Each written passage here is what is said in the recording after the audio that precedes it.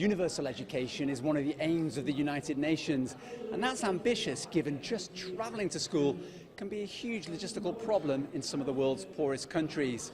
So how to achieve that aim was a question for experts on the sidelines of the UN General Assembly. The UN is concerned that with an annual funding gap of an estimated $100 billion, education across the world will suffer. By 2030, 84 million children risk being out of school. 300 million could lack basic literacy.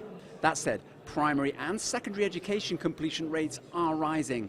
And countries like China show it can be done. China transformed its literacy rate to put it on a par with the most developed countries. And by some metrics, it's outperforming them.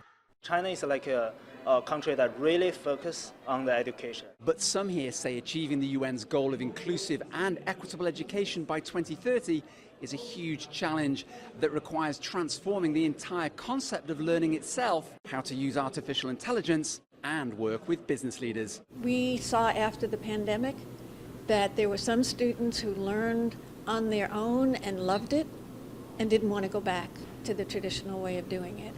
And we have others who just said, I'm not going back. And that's been a problem for educators. For me, one of the main challenges was with options. So access was very limited. This doesn't give parents much option. And so at the end of the day, some parents would decide that the boys should go to school and the girls should stay at home.